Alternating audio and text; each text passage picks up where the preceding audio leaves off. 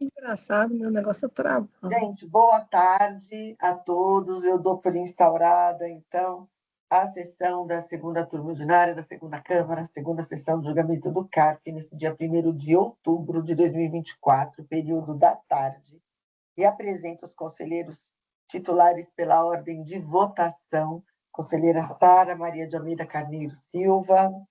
Boa tarde para todos. Conselheira Ana Cláudia Borges de Oliveira. Oi, gente, boa tarde. Conselheiro Raimundo Cássio Gonçalves Lima. Boa tarde, pessoal. Conselheira Andressa Pegoraro Tomazella. Boa tarde. Conselheiro Tiago Buschinelli Sorrentino. Boa tarde. E eu, Sônia Scioli. Então, presentes todos os conselheiros, e não havendo sustentação oral, eu convido vocês a que a gente possa revisitar a pauta da manhã e a gente possa voltar ao item 5 da pauta. Nós pedimos vista de mesa, né, que a conselheira Sara pediu, foi convertido em vista coletiva. O processo é o número 13.893.000.796/2011-04, recorrente João Marcolino da Silva. E eu já passo a palavra para o relator, para que ele nos aporte aí o desdobramento dessas vistas. Então, presidente, neste caso aqui, como nós havíamos iniciado o exame, se detectou na origem problemas em relação à dedução e à indevida de despesas, né, em três categorias, de dependentes, despesas médicas e despesas com instrução. Houve a impugnação. Ocorre que, antes da impugnação ser examinada, o contribuinte atravessou outra petição nos autos, de uma certa forma tentando emendar ou complementar a sua impugnação oficial, trazendo outra matéria relativa ao rendimento recebido acumuladamente, né? Essa segunda petição está à folha 7.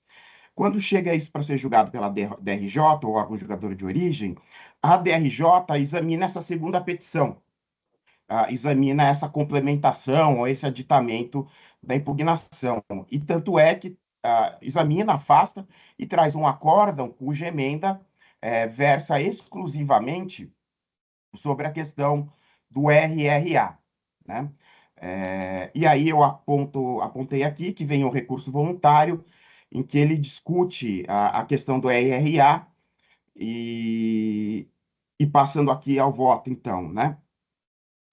O meu encaminhamento inicial era pelo conhecimento e negativa de provimento por falta de substrato comprobatório, mas aí, a partir do pedido de vista da conselheira Sara, surgiu a seguinte questão: se poderia ter o órgão julgador de origem, a DRJ, conhecido dessa segunda petição, e, em caso negativo, seria um vício, né, que levaria à nulidade desse julgamento, e nós deveríamos ter o poder, dever de conhecer e, eventualmente, apreciá-lo.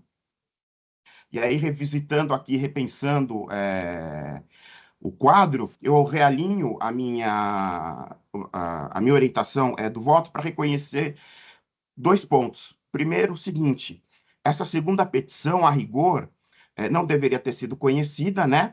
Em função da preclusão, os atos de impugnação são concentrados, mas, ainda que não houvesse esse problema, ela traz um tema que não foi versado nas razões que foram adotadas pela autoridade lançadora. A motivação do lançamento não fala sobre omissão de rendimentos, fala só sobre despesas, sobre glosa de despesas. Então, qual foi o resultado? O resultado foi que o órgão julgador de origem apreciou uma matéria alheia ao próprio lançamento, né? E aí, o meu encaminhamento é para reconhecer que isso é uma matéria que leva à nulidade do julgamento. Por levar à nulidade, deve ser conhecida por dever de ofício, né?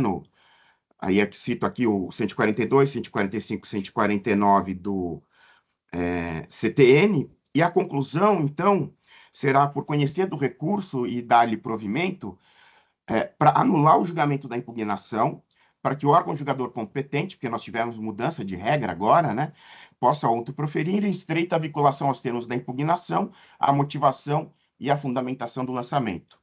É como voto. Obrigada, conselheiro. Eu acho que agora ficou correto o encaminhamento. Então, só falando, né, para a Andressa, só para deixar bem claro que ela está chegando agora, é a nossa conselheira recém-ingressa na turma, né? A impugnação, ela instaura o contencioso administrativo tributário. Qual é o alcance possível? São as alegações trazidas na impugnação que tenham ligação direta com a regra matriz, com as regras matrizes de incidência tributária do lançamento, né? Pode ser que tenha mais de uma situação no lançamento. Então, nesse do imposto de renda que nós estamos olhando, imposto de renda pessoa física, foram ali destacadas algumas infrações tributárias, todas ligadas a deduções de despesas indevidas. Não houve ali alegação de omissão de rendimentos. Então, eventual omissão de rendimentos que pode ter ocorrido em um outro lançamento, ou não, ou ele pode estar pleiteando alguma coisa, mas não diz respeito a esse contencioso administrativo tributário. Então, nesse caso, eu concordo com o Tiago, a DRJ errou na medida em que analisou uma questão que está fora da lide administrativa, neste processo. Sei que ele tenha recebido um lançamento tributário aí, relativo à omissão de rendimentos, num outro processo que essa matéria esteja sendo tratada lá. Mas neste processo, as únicas matérias tratadas são aquelas que estão dispostas no lançamento que iniciou, né, o processo administrativo. Então, acho que está perfeito. Eu só faço aqui uma colocação, que eu acho que a ementa, já até tinha falado para o conselheiro Tiago, minha sugestão é que a ementa fique só com... ele já até corrigiu. Então, está perfeito, a ementa perfeita, e eu estou pronta para julgar, se alguém tiver alguma dúvida. Não Eu estou havendo satisfeita também. eu queria ouvir a Sara, até porque a Sara que pediu. Não.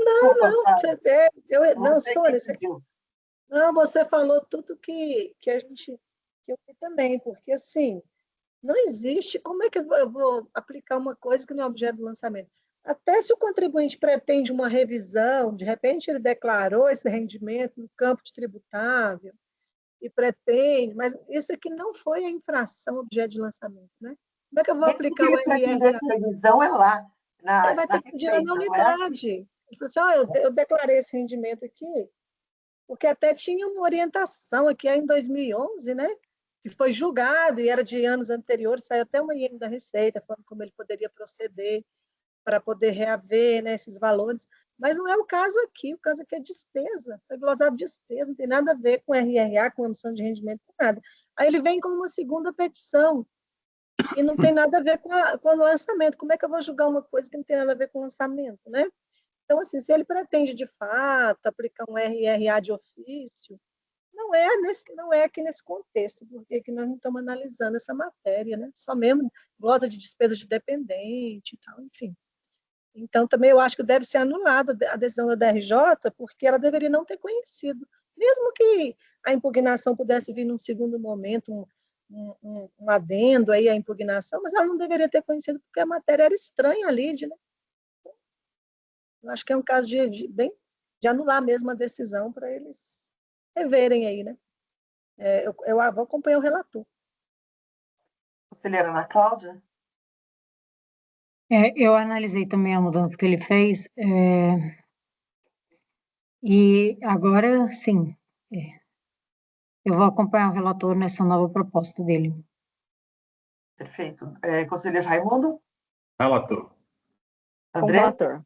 Eu também. Então, item 5 da pauta, acordam os membros do colegiado, veja se está correto, Tiago, por unanimidade de votos, em dar provimento ao recurso voluntário para anular o julgamento de primeira instância e determinar que a nova decisão enfrente as alegações da impugnação correlatas ao lançamento. Correto? Correto. Processo julgado em 1/10, período da tarde. Item 10 da pauta, processo 11.040, 720986, 2015-72, recorrente Luiz Fernando Alves Pereira Gastal. Com a palavra o relator. Presidente, eu também estou fazendo um reparo, eu não sei se todos vão conseguir ver na ementa, mas é a mesma adaptação e a questão é parecida, né, do caso anterior. O que houve aqui também? Foi identificado na origem problemas com a comprovação de despesas médicas, né? O órgão de origem manteve, veio o recurso voluntário, que se diz que as despesas estariam devidamente comprovadas, mas qual que foi o problema? Eu até coloquei aqui um quadro na minuta de voto, tá? Folhas, página 8. 8, isso. Está aqui na página 8, né?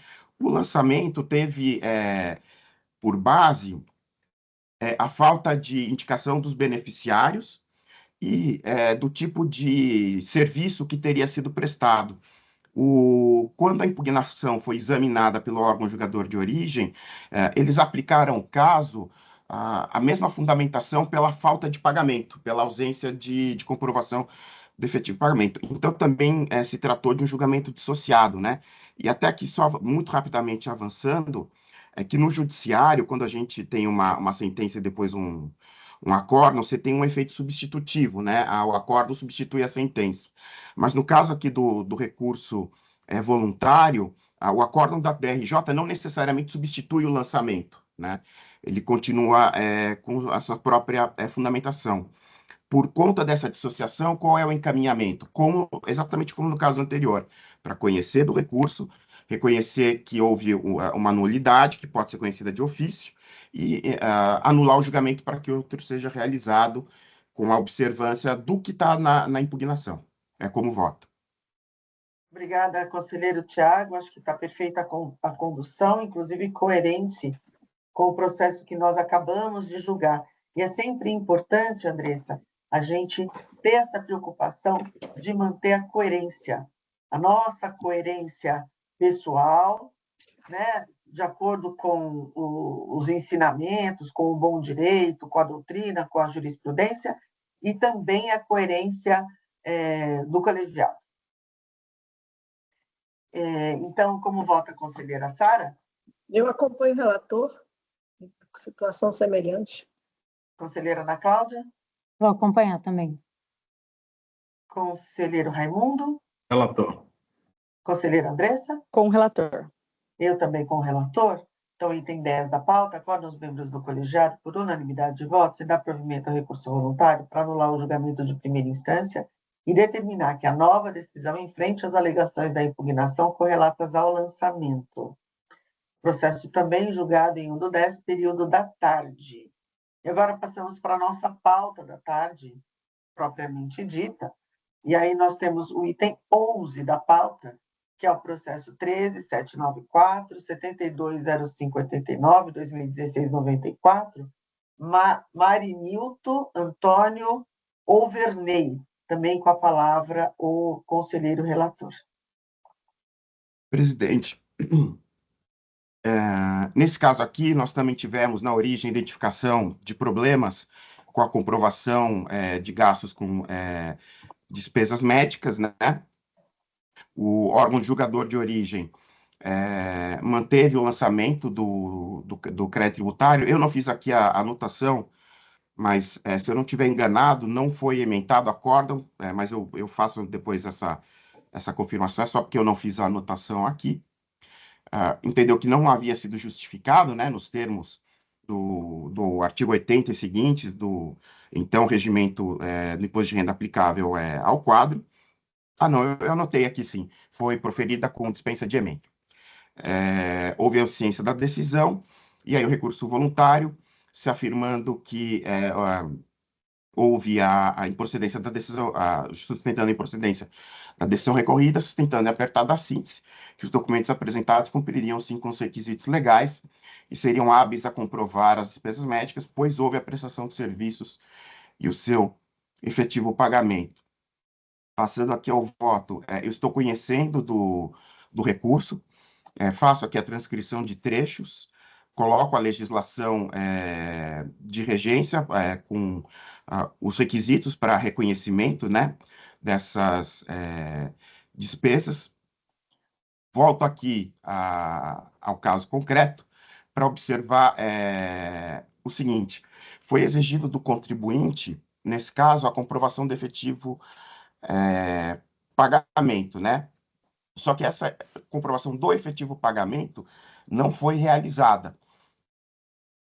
E o entendimento da turma é que, se houve essa intimação, não haveria outra razão para negar a conferência desses documentos, nos termos da súmula CARF 180, e digo, sem comprovação é impossível restaurar as deduções pleiteadas. E aí, ante o exposto, meu encaminhamento é por conhecer do recurso voluntário e lhe negar provimento. É como voto. Perfeito, conselheiro. Eu vi que aqui houve mesmo, e você está citando a súmula na súmula 180 na ementa, e também está citando no voto, né? Sim. Deixa eu só olhar aqui, conferir. De qualquer forma, debates abertos.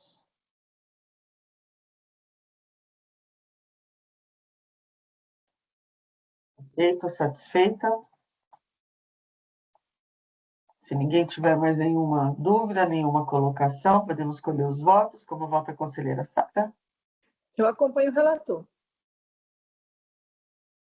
Eu acompanho o relator. Conselheiro Raimundo, pode continuar. Relator. Obrigada. Com o relator também. Eu também. Então, item 11 da pauta, acordo os membros do colegiado por unanimidade de votos, sem negar provimento ao recurso voluntário. Item 12 da pauta, processo 11.080, 72.8102, 2015-51, Nori Antônio Ritter Lerman, também de relatoria do conselheiro Tiago. Com a palavra. Presidente, temos um caso semelhante aqui, que me parece que é resolvido com base na orientação da súmula 180. Na origem, novamente, identificação de problemas com a comprovação de algumas despesas médicas. O acordo recorrido não foi emendado, mas manteve, né, a autuação. Vem o nosso recurso voluntário, em que se alega em síntese que os documentos apresentados cumpririam, sim, com os requisitos legais para reconhecimento da dedução dessas despesas. Como no caso anterior, né, o voto é praticamente o mesmo na parte da fundamentação. Estou conhecendo, aplicando o entendimento da súmula CARF 180, indico que nesse caso aqui também não houve a comprovação de efetivo pagamento, entendida com a apresentação da documentação dessas operações bancárias, seria impossível restaurar a dedução pleiteada, né? Só os recibos seriam insuficientes. Então, estou conhecendo do recurso voluntário e negando-lhe provimento. Como voto? Perfeito, conselheiro. Eu estou aqui, abri já a notificação de lançamento. Foi a mesma situação fática de determinação de apresentação de efetivo pagamento, que não foi feito. Questão simples. Então, eu estou satisfeita. Pergunto para os colegas, se todos estiverem satisfeitos, podemos escolher os votos. Eu estou satisfeita também, olhei, só trouxe os recibos, né? Sim.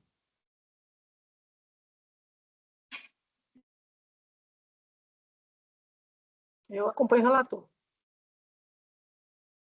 Eu também acompanho. Também. Também acompanho. Eu também, então, item 12, acordam os membros do colegiado por unanimidade de votos e negar provimento ao recurso voluntário.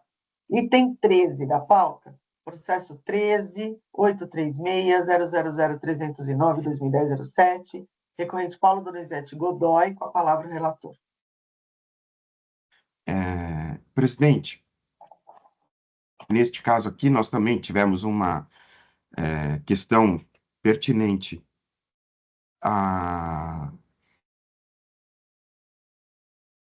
pertinente à glosa, né, de despesas médicas, e veio aqui como problema principal a identificação do endereço do profissional, e durante o exame da impugnação, o órgão julgador de origem verificou que o endereço tinha sido aposto na tentativa de correção, né, de próprio punho, pelo próprio recorrente, atrás dos recibos já apresentados anteriormente, né? Então, entendeu que seria insuficiente e se manteve a glosa. Nesse caso, o acórdão foi emendado e tem a seguinte emenda: mantida a glosa de despesas médicas, visto que o direito à dedução condiciona-se à comprovação dos serviços prestados e dos correspondentes pagamentos a juízo da autoridade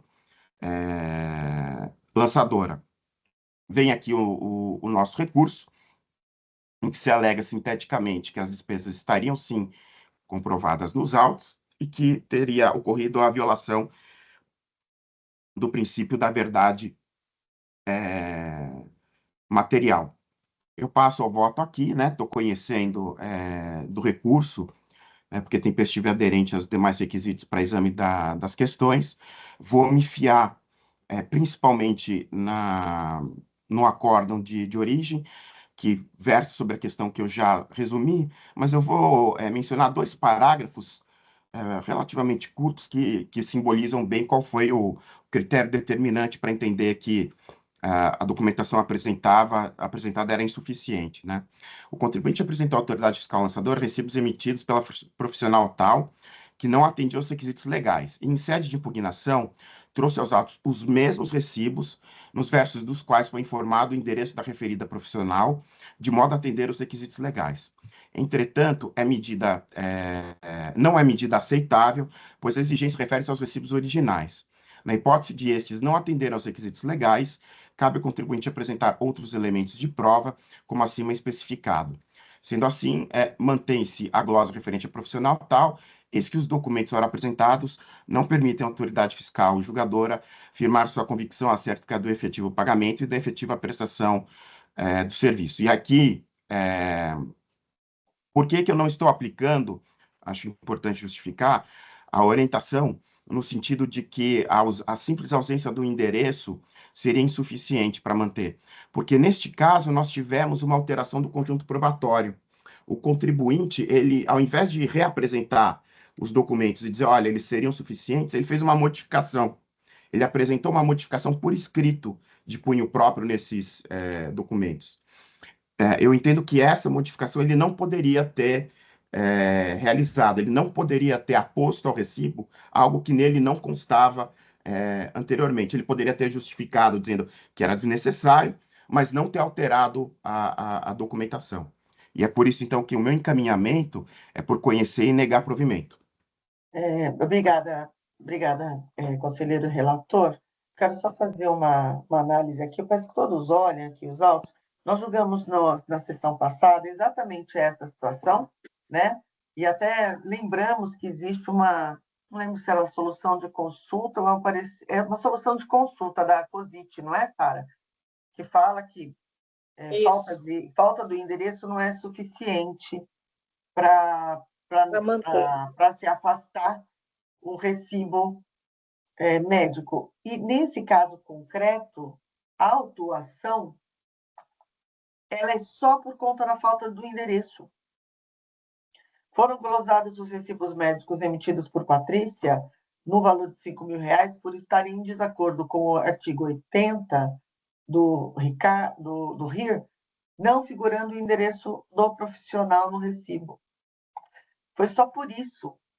Então, a meu ver, mesmo que ele tenha juntado, como você falou, né, que ele tenha reapresentado agora e tenha inserido o endereço de próprio punho, mas, de fato, ele não deveria ter sido lançado nesse caso, a meu ver.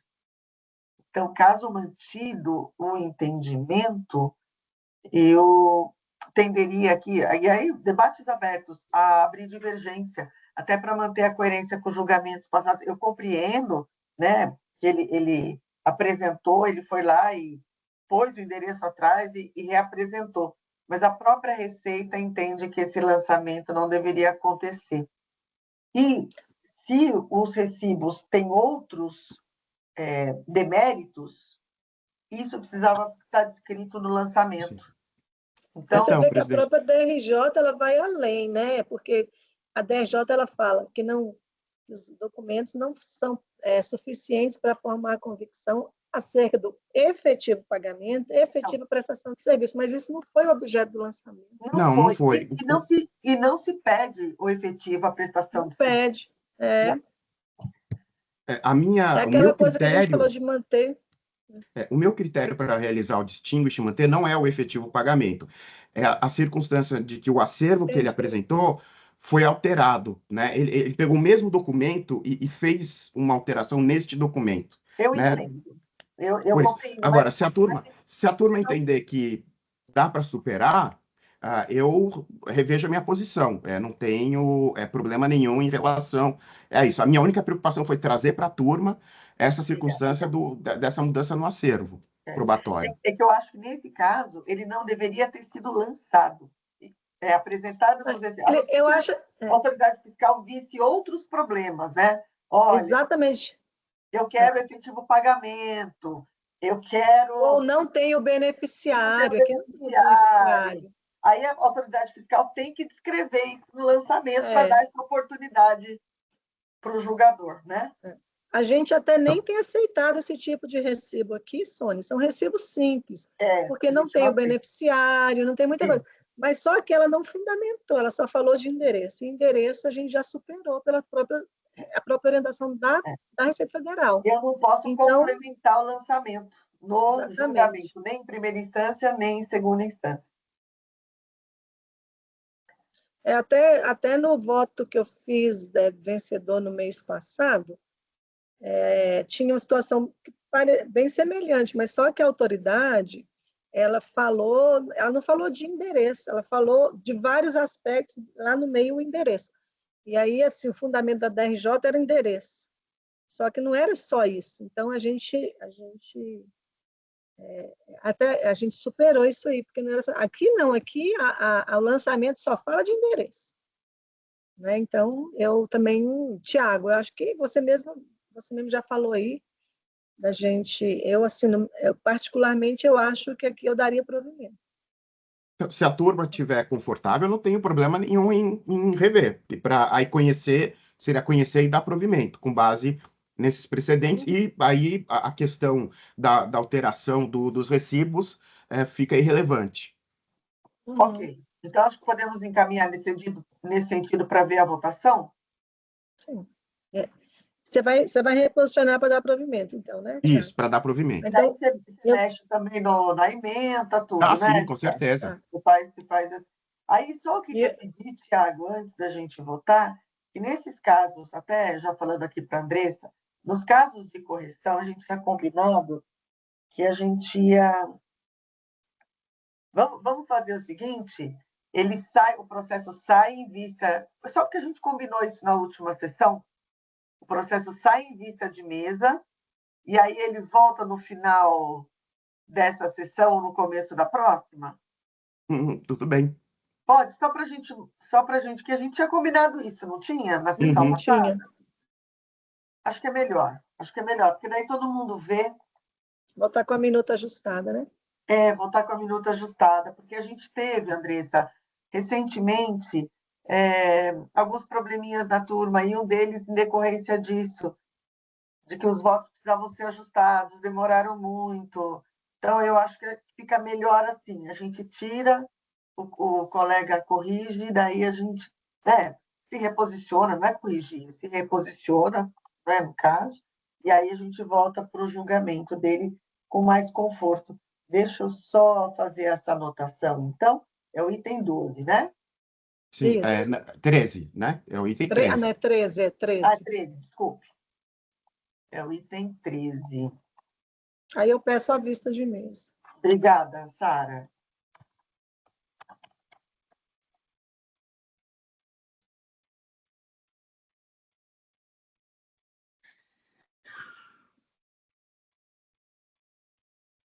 Então, item 13 saiu em vista de mesa, convertido em vista coletiva. Item 14, 10.730, 720556, 2011-96, recorrente Tânia Lasmar Gonçalves Pugliese, com a palavra o relator. Presidente, esse aqui é um caso de falta de endereço. Então, teve o reconhecimento aqui de problemas em relação a despesas médicas, que estão aqui mencionadas, né? Teoricamente seriam 3, mas nós vamos ver que, na verdade, são só 2, né? Em relação a Alessandra, em relação a Ana Maria, e em relação a Cervical Sociedade Simples. O acórdão foi emendado, ele tem a seguinte ementa: somente são dedutíveis as despesas médicas, odontológicas e de hospitalização e os pagamentos feitos a empresas domiciliadas no país, destinados à cobertura dessas despesas, quando relativas ao próprio tratamento do contribuinte e aos seus dependentes e devidamente comprovados com documentação hábil e idônea. Recibo, falta de endereço. Os documentos apresentados, os quais não contêm o endereço do profissional, não cumprem as formalidades legais para a dedução da despesa. Cientificado da decisão na data tal, houve interposição do recurso na data X, anotada aqui, né, na minuta, em que se alega a improcedência da decisão recorrida, sustentando-se em síntese que as despesas médicas estão comprovadas nos autos com o endereço profissional do prestador de serviços, né? Passando ao voto, estou conhecendo do recurso, estou fazendo novamente a clivagem, porque o que está em discussão são as despesas relativas a Alessandra Alves e Ana Maria de Souza, né? Até transcrevo aqui um trecho do acordo ao recurso. O cervical, ele não recorreu? Do Não, cervical não houve glosa. simples? O contribuinte se enganou. Se nós Não. formos aqui no... Mas tá aqui na autuação. R$ 350 reembolsado. Esse cervical é ausência, não é endereço, é ausência de documentação comprobatória. Então, mas o órgão julgador de origem aqui lançou o seguinte, ó. Não houve glosa da despesa com cervical Sociedade Simples Limitada, embora conste da descrição dos fatos e enquadramento legal. A glosa Não constou mesmo, Sara. Se você olhar, desculpa, se você olhar da autuação, ele descreve, só que ele não soma. Tem só os 5.000 da Alessandra, os 5.000 da Ana Maria, e ele não soma. Ele descreve, mas não soma. Ele não lançou. Deve ter esquecido. Ele não lançou, ele esqueceu de lançar. Não teve lançamento com relação eu a... entendi que não está lançado, porque... né? Não tá constituído. Ele não teve lançamento. E aí, presidente, aplica o entendimento, né, que já é da turma, que é isolada a falta do endereço, por si só, não vai justificar a manutenção da glosa. Então, estou encaminhando pelo conhecimento do recurso e pelo seu provimento, como voto. Que só uma dúvida. Ele fala aqui que não houve glosa, e aí você nem fala nada no recurso, você fala, olha, só Ana Maria e Alessandra. Você fala, né? Falei que é só Ana Maria e Alessandra. Por que foi procedente em parte o julgamento da DRJ?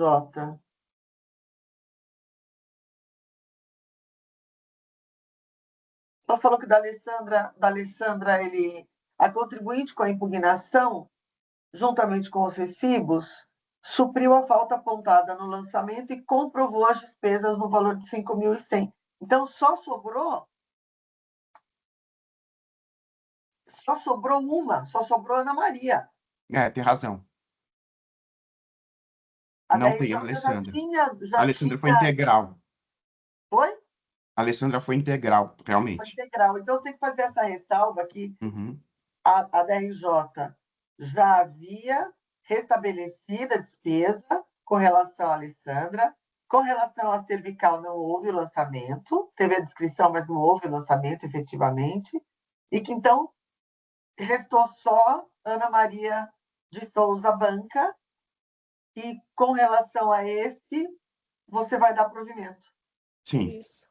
Só em relação... Sim. Deixa eu só olhar um pouquinho aqui. Esse é o 14, né? Isso, 14. dedução de despesa médica, simples e isolada ausência de indicação não justifica a glosa. Ok, eu tô tranquila, pronta para votar. Vocês também? Como vota a conselheira Sara? Eu acompanho o relator, dá para ouvir. Eu também vou acompanhando. Relator. Com o relator. Eu também, então acordo os membros do colegiado por unanimidade de votos em dar provimento ao recurso voluntário. Processo item 15 da pauta, processo 13.982-720527-2011-51, recorrente Terezinha Barzan. Com a palavra o relator. Presidente. Neste caso aqui, nós temos também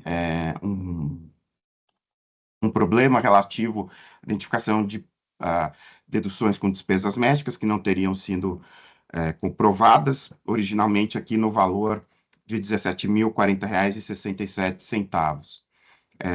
Houve a impugnação que rejeitou integralmente o pleito do contribuinte. Nesse caso, houve sim a ementa que tem o seguinte teor: admite-se a dedução de valores correspondentes aos pagamentos efetuados pelo contribuinte a empresas domiciliadas no país destinados à cobertura de despesas médicas, odontológicas e de hospitalização a entidades que assegurem direito de atendimento ou ressarcimento de despesas da mesma natureza, devidamente comprovados através de recibos firmados pessoalmente, reconhecidos pelos profissionais prestadores de serviço.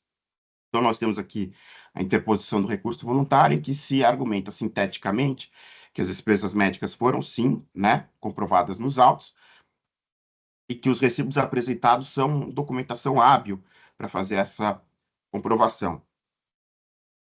Passo ao voto, estou conhecendo do recurso, estou fazendo aqui a clivagem, de quais foram as despesas médicas. Nós temos aqui da sequência 1 até a 11, e estou aplicando fundamentalmente a decisão, mantendo a decisão de origem, entendendo no seguinte sentido, a dedução das despesas médicas é condicionada, que os pagamentos sejam especificados, informados na relação de pagamentos e doações efetuadas na declaração de ajuste anual. Admite-se que a comprovação possa ser feita com a indicação de cheque nominativo com que foi efetuado o pagamento. Consoante termo de intimação, aqui eu tenho que corrigir um erro. Só um segundo.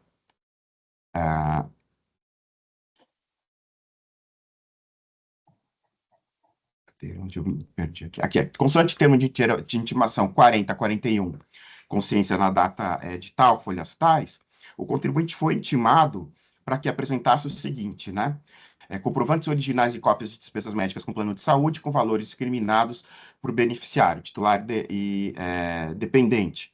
No presente caso, embora tenham sido apresentados recibos de folhas tais, a impugnante não logrou comprovar ser a beneficiária dos benefícios prestados, motivo pela qual manteve-se a glosa. Ademais, a impugnante não comprovou o valor pago à Unimed e também não aceitou os comprovantes relativos ao médico Luciano Zanettini, porque não havia indicação do registro profissional dele, médico não, na verdade ele é um dentista. Então, a minha conclusão é que eu tenho que fazer a correção aqui. Eu estou encaminhando pelo conhecimento e não provimento do recurso. Obrigada, conselheiro. Está aqui nas folhas 41, né? Uhum. Foi pedido esclarecimentos para que ele mandasse os comprovantes originais e cópias das despesas médicas e originais e cópias das despesas médicas com planos de saúde, com valores discriminados por beneficiário titular e dependente. Foi feita essa solicitação. Aí, Ele, não entregou isso, entregou aqueles recibos simples. Sim. E o auditor não aceitou aqui. Eu vou votar com o relator, já adianto. eu também.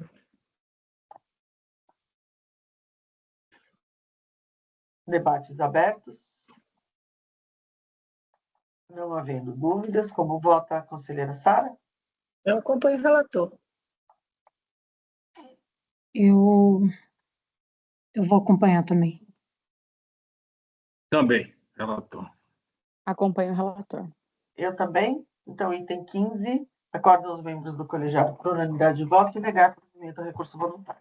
Item 16 da pauta, processo 19.647.006710/2009-12, recorrente Valdemar de Holanda Vasconcelos Filho, com a palavra o relator. Presidente, nós temos aqui também um caso de identificação de problemas com a dedução de despesas médicas, nesse caso, na quantia de 11.800 reais. O que tinha observado o órgão julgador de origem? Que isso se referiria a um tratamento fisioterápico. O contribuinte apresentou recibos que ele entendeu que não atenderiam às formalidades legais, por não identificar o domicílio fiscal do profissional, e também que haveria falta de comprovação de despesa. Foi até apresentado saques bancários, mas não haveria entre eles conciliação, ou seja, de valores e de datas compatíveis, né? Na impugnação, e eu estou aqui reforçando um pouco, só para a gente entender qual foi o objeto do lançamento, da impugnação, e o que nós vamos ler agora no recurso voluntário, né? Ele afirmou ser portador de patologia neurológica, que lhe levaria à necessidade, né, desse tratamento, e que a documentação que ele apresentou seria assim, suficiente para comprovar o efetivo pagamento dos valores. O órgão julgador de origem manteve o lançamento com a seguinte ementa: somente é passível de dedução da base de cálculo do imposto de renda a despesa médica declarada e devidamente comprovada por documentação hábil e idônea, que preencha todos os requisitos estabelecidos em lei, restrita aos pagamentos efetuados pelo contribuinte, relativos ao próprio tratamento e a de seus dependentes, e prestado profissional previsto em lei. Tendo a autoridade lançadora efetuado a glosa por falta de comprovação do dispêndio de despesas médicas, esse seria o critério decisório determinante, não cabe o restabelecimento da dedução sem efetiva comprovação do desembolso. Vem, então, o recurso na data indicada, né, com a ciência também indicada aqui no texto, afirmando que a despesa médica estaria, assim, comprovada nos autos. Passo o exame do recurso, estou conhecendo do recurso voluntário, fazendo a clivagem de qual seria o objeto, os R$ 11.800 referentes à despesa com fisioterapia, e que o critério decisório foi a circunstância dos saques bancários apresentados não serem suficientes, né, não terem conciliação em relação ao pagamento. Faço a transcrição de trecho do acórdão recorrido, da legislação de regência, e já passo aqui a aplicação disso tudo para o caso exame, e aponto, né? Se a comprovação bancária do pagamento dessas despesas, é impossível restabelecer a dedução pleiteada, ou seja, precisaria dessa conciliação. Então, como ela não está presente nos autos, eu estou conhecendo do recurso voluntário e negando-lhe provimento. É como voto. Perfeito, conselheiro. Eu olhei a autuação, olhei a impugnação, também conferi aqui o acórdão de primeira instância e estou lendo o seu voto. Está bem conduzido, processo, situação simples, bem descrita, súmula aplicada. Como vota a conselheira Sara? Acompanho o relator. Eu também acompanho o relator. Relator. Com o relator. Eu também. Também tem 16 da pauta, acorda os membros do colegiado por unanimidade de votos e negar provimento ao recurso. E tem 17 da pauta, processo 10.725, 720896, 2011, 96, recorrente Lisete Viana de Menezes. Com a palavra o relator. Presidente, nós tivemos aqui um lançamento que foi sujeito à impugnação, que foi rejeitada num acórdão assim ementado. Incumbe ao interessado instruir a impugnação com os documentos e que se fundamentam, sob pena de preclusão do direito de fazê-lo intempestivamente. E aí, omissão de rendimentos Pensão alimentícia. Os rendimentos recebidos a título de pensão alimentícia integram a base de cálculo do imposto na declaração anual de ajuste. Aí vem aqui o nosso recurso, alegando a improcedência da decisão recorrida, sustentando em apertada síntese que os documentos apresentados comprovam a obrigação de pagamento de pensão alimentícia em cumprimento de decisão judicial. Passo aqui ao voto, estou conhecendo do recurso porque ele é tempestivo, atende aos demais requisitos. Faço a observação de que eu tinha um entendimento divergente, mas a turma interpreta o decreto 70.235 de modo a concentrar na impugnação a apresentação documental. Em função disso, estou fazendo uma clivagem aqui, indicando que os documentos que foram juntados apenas com a interposição do recurso voluntário, que estão as folhas 34 e 37, a 37, não podem influenciar a análise do recurso, né? Ou pelo menos o meu julgamento sobre esse recurso.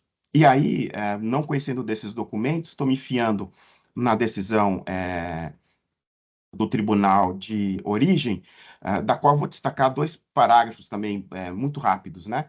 A defesa alega que os rendimentos em questão referem-se à pensão alimentícia paga pelo ex-cônjuge devido à própria e aos filhos, e que a fonte pagadora não estaria desdobrando a receita devida a cada beneficiário. Não obstante, os documentos apresentados às folhas 12 e 13 não indicam percentuais devidos a cada beneficiário da pensão alimentícia, de modo que não é possível deduzir que os valores atribuídos à própria sejam inferior ao que declarado pela fonte pagadora. Observe-se ainda que a interessada foi intimada no curso da ação fiscal a comprovar os valores recebidos esse título, por meio de escritura pública, decisão judicial ou acordo homologado judicialmente, via o termo de intimação que está folhas 22. Dessa forma, para afastar a incidência do imposto de renda sobre a parte dos valores recebidos da fonte pagadora em referência, deveria ter instruído a impugnação com o título de pensão judicial, de modo a comprovar, extreme de dúvidas, que parte do rendimento pertence a terceiros. Então, para sintetizar, a gente tem um problema probatório, não de interpretação jurídica. Se ela tivesse feito essa comprovação, a gente reconheceria até nos termos... Nesse caso, ela foi intimada para fazer essa comprovação Sim. lá, e ela não fez em primeira, no momento oportuno, que é no momento E nem de na impugnação. Então, o meu encaminhamento, presidente, é por conhecer e negar provimento. Com o relator, porque normalmente, inclusive, a não ser que exista aquela situação, né, de que a apresentação do documento, Andressa, seja para contrapor o argumento do acórdão de primeira instância. Essa é a minha posição.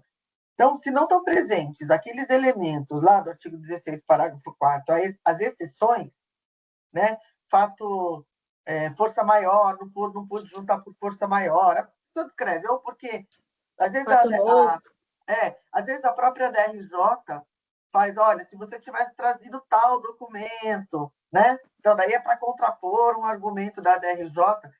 Se o contribuinte não fez o trabalho dele, eu não conheço dos documentos, é isso que o Thiago está encaminhando, eu não conheço dos documentos com aplicação do decreto 70.235, e eu até falei sobre isso no meio de um outro assunto no seminário, acho que a Ana Cláudia não pôde assistir, né? Estava na correria.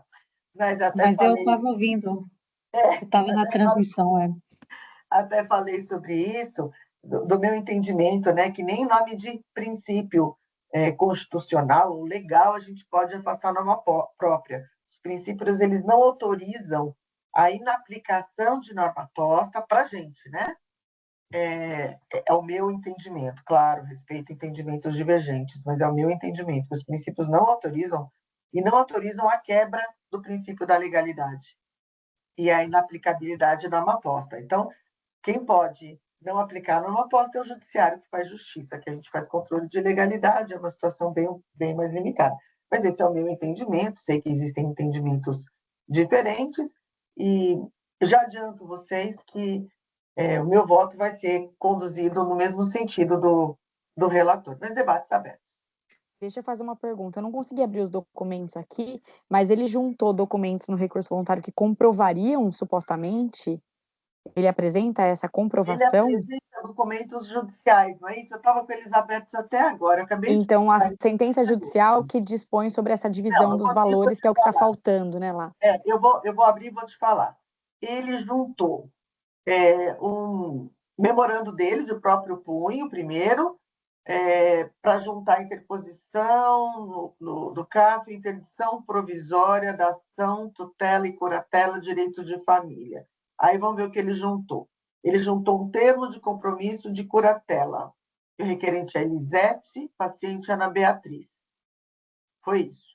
Aos 17 dias do Mestara, na sede do juízo da família, presente o juiz tal, compareceu a senhora Lisete, blá, blá, blá, blá, blá, blá, curadora provisória pelo prazo de 1 ano de Beatriz. Deixa eu ver até que ano que é isso aqui. 2013. Que ano que é o lançamento, Thiago? 2010.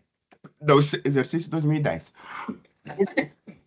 Isso aqui foi feito em 2013. E é por um ano. Posterior. Eu acho que isso aqui, mesmo que conhecido, não ia se prestar. Ah, então tá bom. Porque, eu divergiria para conhecer dos recursos. Desculpa, conhecer dos documentos. Mas se o documento, mesmo assim, não se presta aquilo que... Aí, nesse caso... Não, eu até vou chamar a atenção a esse fato. Eu falei rapidamente sobre isso também. Eu até convido a todos a lerem o parecer COSIT, número 8, de 2014, que ele trata de aspectos de revisão de lançamento de ofício na TRJ. Ou seja, vamos supor que o documento... A gente tem uma vedação pelo PAF, mas vamos supor que o documento fosse válido para o direito dele. Não existe nenhum impedimento e nenhum ônus. A gente vai julgar de acordo com o PAF, que é o nosso controle de legalidade, né? E aí ele vai apresentar esse documento que nós não conhecemos aqui por conta da preclusão. Inclusive, o parecer normativo 8, ele traz esse exemplo. Esse exemplo. Então, só para a gente tomar um cuidado... Eu lembro da sua apresentação, de você falar exatamente isso. Só para a gente tomar um cuidado para, eventualmente, depois a gente não ser incoerente. E quando a gente conhecer, eventualmente, conseguir sustentar o motivo pelo qual você está conhecendo. Né? Você tem que falar por quê, qual é a tua... Você tem que ter condições de afastar a aplicação da lei. Até porque nós temos uma vedação regimental nesse sentido, tá bom? Só lembrando... Sim, concordo. Só lembrando essas questões. Bom, mas aqui é 2013, o exercício era anterior, para mim nem se presta aqui para a finalidade. Não sei aqui o Thiago. Não. Oi? Eu me limitei a não entrar justamente para não criar dúvida em relação ao parecer 8.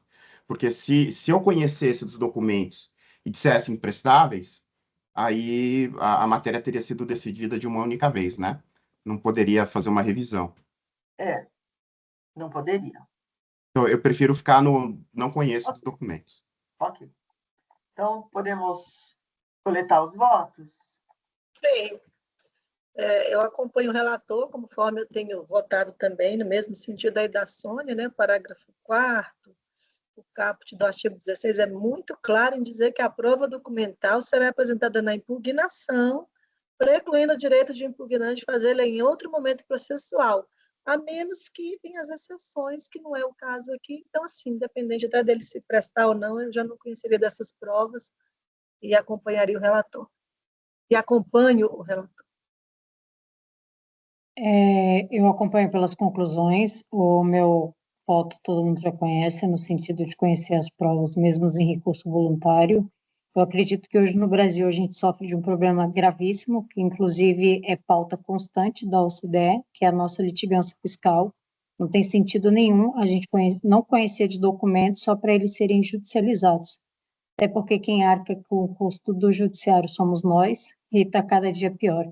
Eu acho que é uma incoerência muito grande como cidadã eu não conhecer desses documentos aqui no âmbito do CARF. Só queria fazer uma ressalva antes da gente continuar colhendo. Não existe nenhuma possibilidade aí de ter litigância judicial que basta que ele apresente o documento perante a própria Receita Federal. Então, não existe isso que você está trazendo aqui agora, de acordo com o parecer normativo. Eu só fazendo esse parênteses Em para 90% dos casos, em 90% dos casos ele vira Não. litigância judicial. Não. Vira. uma coisa Como eu sempre- conhecer lá da advocacia, a gente fica sabendo que eles viram em Não, quase olha, todos os casos. Eu participei de um curso. Vamos colher, depois eu vou fazer aqui a ressalva. Como vota o conselheiro Raimundo? Com o relator. Como vota o conselheiro Andressa? Eu acompanho pelas conclusões também. E eu acompanho o relator. Depois vocês só me expliquem por que vocês votaram pelas conclusões. Porque eu conheço os documentos e, no caso, entendo que os documentos, apesar de poderem serem conhecidos, eles não foram aptos a dar provimento ao recurso voluntário. Então, deixa eu só contar para você. Acabei de participar de um curso, né, de uma escola aqui da cidade de São Paulo, que, inclusive, essa aula nem fui eu que dei, foi a Karen Juredini, e que ela fala muito bem.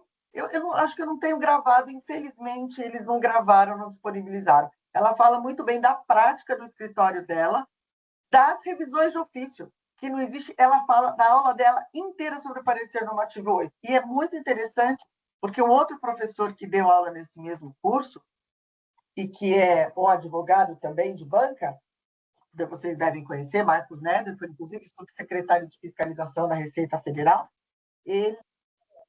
ele disse mais de uma vez também na aula dele, olha, se vocês querem juntar documentos após a impugnação, descrevam a situação de exceção do PAF. Senão, não juntem. Né? Então, assim, e foi muito interessante ela ter trazido o parecer. Eu já tinha dado aula, não tinha falado do parecer, então eu acho, Ana Cláudia, que pelo menos no escritório da conselheira Karen, essa não é a realidade que você trouxe aqui. Mas eu vou fazer aqui vou colocar... Eu vou explicando agora a minha... Pelas conclusões. As conselheiras Ana Cláudia... Explicando aqui o meu lado, eu já aceitei algum documento que servia para complementar e com base no princípio da verdade material. Aí até para também seguir coerência com aquilo que eu já decidi anteriormente, mas assim, lógico que nada que seja uma grande inovação, aquilo que complemente de uma maneira que, para minha formação de convicção, faça sentido. Então, mas aí, Andressa, você pode até falar, muitas vezes, você pode, às vezes, em razão da própria decisão da DRJ, você fala, olha, ele está contrapondo o argumento lá. Então, ok, a gente também aceita aqui. Se ele conseguiu demonstrar isso, inclusive o próprio PAF, ele fala no parágrafo 5º, ele fala, olha, a petição que juntada de documentos a posteriori, ela tem que demonstrar situações de exceção, né? Porque princípio legal nenhum afasta lei posta, vigente. Isso só no judiciário.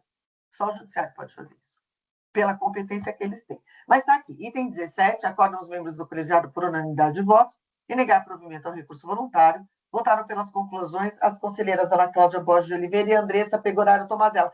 Agora, quando a gente vota pelas conclusões, só me lembre isso, a gente tem que declarar voto? Ou só quando... Eu acho que não, né? Pelo regimento novo, acho que tem.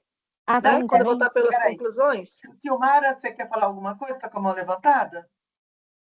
Oi, presidente. Sim. O que acontece? Nós tivemos um problema aqui no áudio e os votos do 5 ao 16 não saíram. A gravação vocês falavam, mas não saiu o áudio. Aí eu queria ver se tem uma possibilidade da senhora, pelo menos, falar, né? Os votos. Sobre isso, Silmara. A gente já fala. Agora está saindo o áudio? Agora já está normal, do 17 em diante. Depois você pega a gravação com o conselheiro Tiago, tá bom? Tá certo. Obrigada. Eu só, antes de proferir a decisão do item 17, eu só vou dar uma olhadinha no regimento interno. Peço só um instantinho para vocês.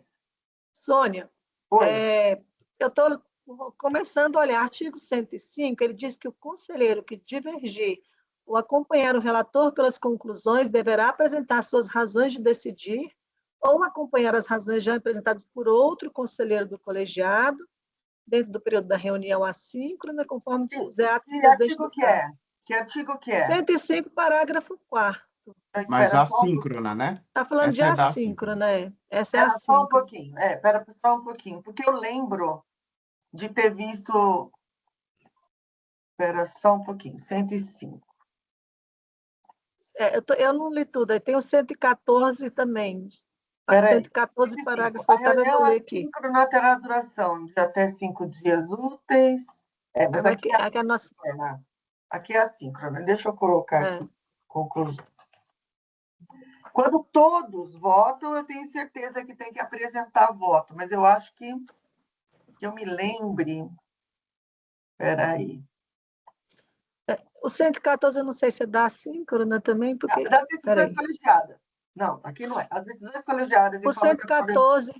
serão assinadas pelo presidente relator, redator designado, o conselheiro que fizer a declaração de voto, devendo constar o nome dos conselheiros presentes, ausentes e impedidos, ou sob suspeição, especificando se houver conselheiros vencidos, a matéria em que o relator restou vencido e o voto vencedor. Espera só um pouquinho. Aí fala. O disposto no inciso 2º, que fala de assíncrona, tá? Na hipótese da decisão acolher apenas a conclusão do voto do relator, não, mas aqui é a decisão final. Será designado nos conselheiros que votou pelas conclusões para apresentar emenda e voto vencedor. Acho que se a gente tivesse ganhado, não é isso, pelo que eu entendi? Mas se a gente... Certo ou não? 132 também, parágrafo 10. Conselheiro que divergir ou acompanhar o relator pelas conclusões deverá apresentar suas razões de decidir ou acompanhar as razões já apresentadas por outro, mas aqui eu não sei em que contexto que está, tem que ler o capítulo. Aonde que está? Qual artigo você está lendo? 132, enquanto não aprovado o sistema eletrônico de registro de votos, mas eu não sei se aqui também é só da assíncrona. É assíncrona. É só para assíncrona, viu, da Sônia? assíncrona, da assíncrona, lembro que tinha essa estipulação, mas... sempre está falando da assíncrona. Enquanto não aprovado o sistema eletrônico de registro de votos, aqui é assíncrona. Não, mas essa situação de apresentar o voto, eu acho que é só se as conclusões ganharem. Eu entendi se isso faltar também. todo mundo na conclusão, tem que ter, né, a declaração de voto. Ou o relator fazer constar, né? Não. Antigamente o relator fazia constar, agora não. Agora tem que ser designado um conselheiro para fazer o voto. Ok, então a gente posso proferir aqui. Item 17 da pauta, acorda os membros do colegiado, por unanimidade de votos e negar provimento ao recurso. Votaram pelas conclusões as conselheiras Ana Cláudia Borges de Oliveira e Andressa Pegoraro Tomazella. Item 18 da pauta, processo 13019, 720027-2012-15, recorrente Luiz Maria Grezana. Com a palavra o relator. Presidente, neste caso, nós tivemos aqui na origem identificação com problemas relativo à dedução indevida com dependentes, no valor de R$ 8.652, e de despesas com instrução, no valor de R$ 1.800. Houve impugnação, o órgão julgador de origem houve por bem manter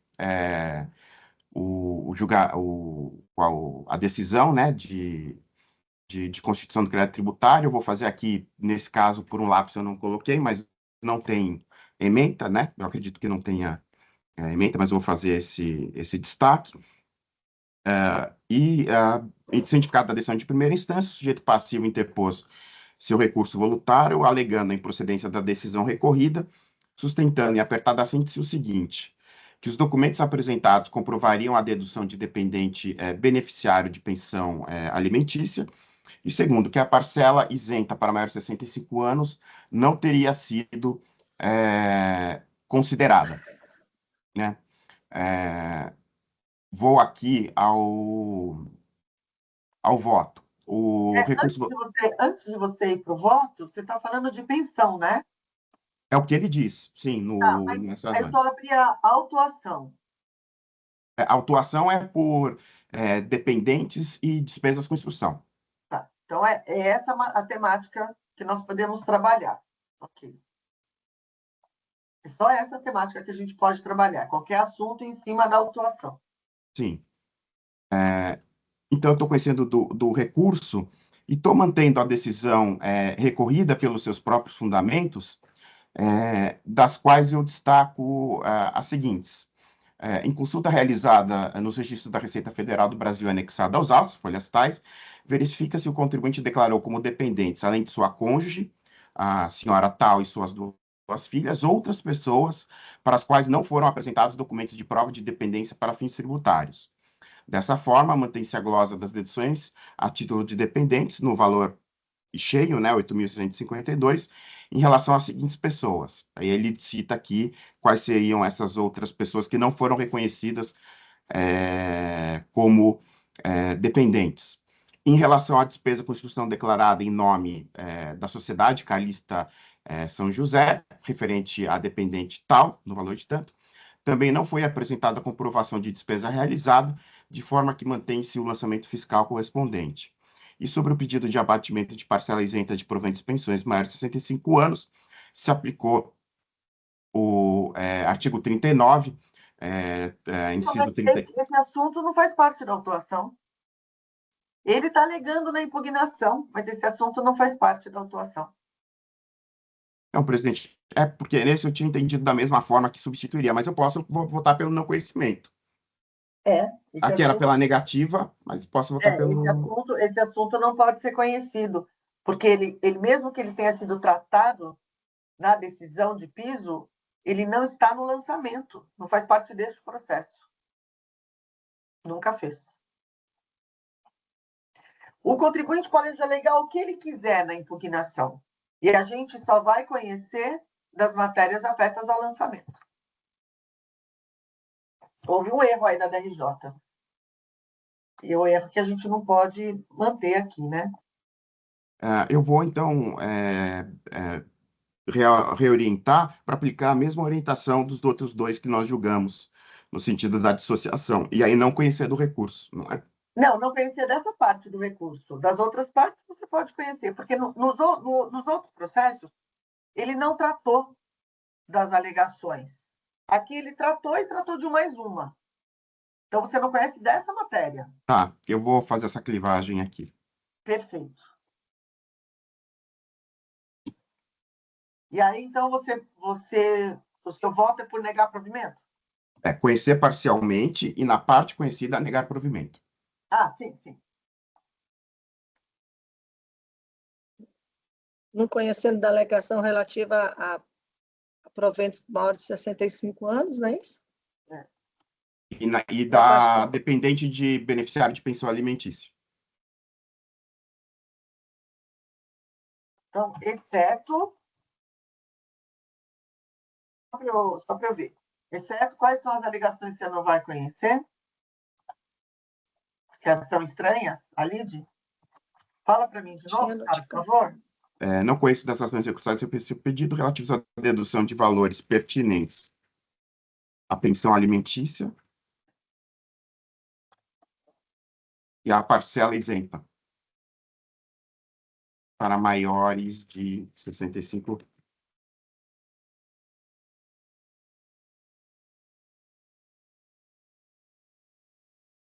Esses que não fizeram parte da motivação,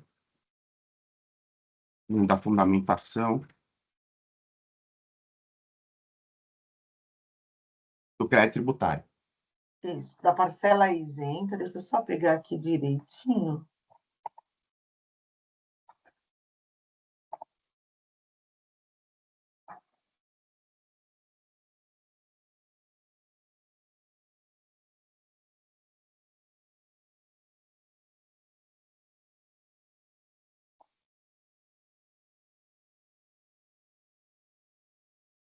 A gente faz assim também, Andressa. Quando a gente conhece parcialmente,